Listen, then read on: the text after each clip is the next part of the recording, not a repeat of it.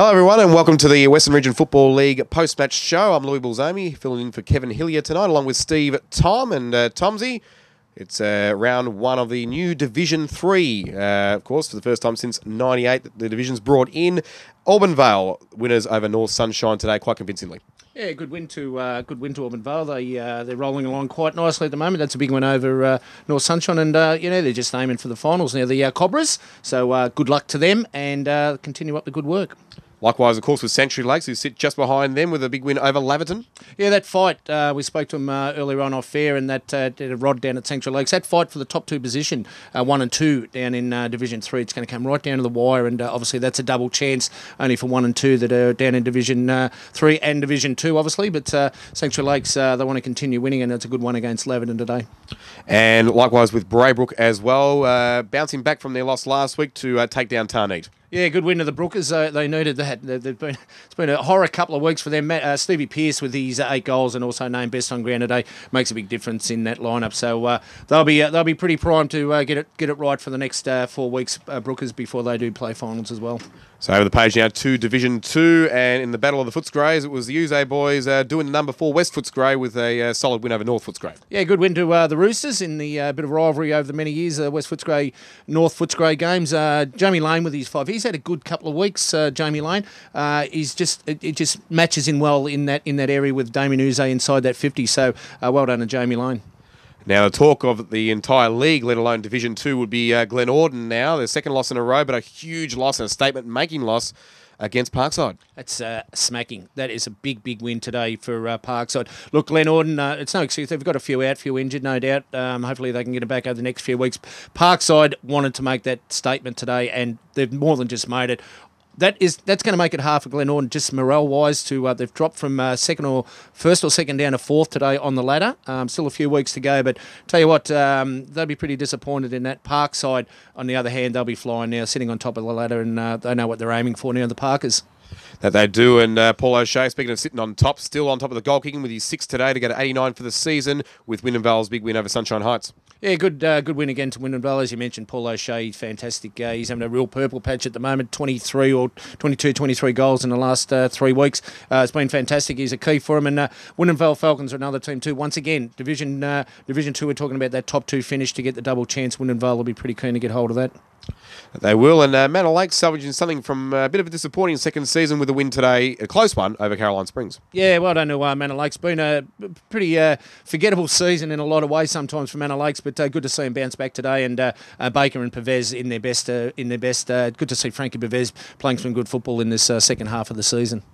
Yes, and then now to Division 1 and our Win FM match of the day, Deer Park and Spotswood.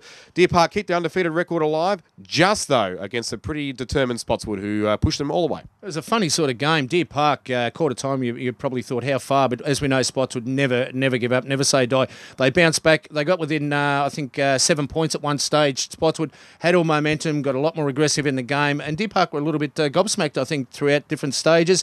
All of a sudden, just showed their strength. Deer Park, they're an outstanding team, make no mistake. Mark Bullen, I thought, was great for them today. He led a great role inside their 50 as captain, as coach of the side, and also McCarg and Wong with their 4 each made a big difference. But Spotswood, they'd get some great positives out of the loss. These two will probably meet later on in the finals, no doubt. No, exactly right. I don't think it'll be the last time that they'll meet at all. And St Albans, after a couple of lacklustre fortnight, bounced back pretty well against Hoppers Crossing, who have really fallen off the perch. Yeah, they have Hoppers. Oh, how do you read them? A couple of weeks ago, I know they're young, and this time of the year, whether they believe and they should still play finals, but maybe that the bit of enthusiasm, the killer instinct's gone out of it. But I'm sure Steve Crediok will be giving them a bit of a foot in the backside over the next few weeks to try and get themselves back on track. But well done to St Albans, hot and cold St Albans. Quigley, I think 4 goals today in their best, as well as Big West. He's been fantastic. And when they're on song, St Albans, they're a very hard team to beat, and they showed that today with a big win over Hoppers Crossing. And speaking of very hard teams to beat, of course, this year Werribee Districts have been extremely hard. They held off the charge from Altona, who have been impressive the last couple of weeks, get them by a couple of goals. Yeah, good win again to Werribee Districts. Molavas with 5, Harrington with 5.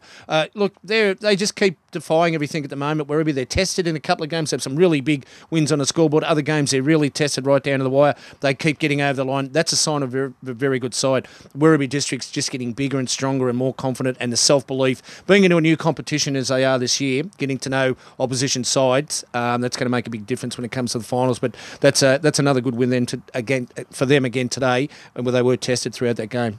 Exciting time still ahead for Werribee Districts. Sunshine and another close game, just holding off a fast finishing Port Melbourne Colts. Yeah, good win to Sunshine. Look, once again, mathematically now they can still make it. It's going to be some twists and turns in this season before it ends. Make no mistake. Sunshine, they needed that win today. They've got a big one next week. We'll talk about later on in the week with the preview.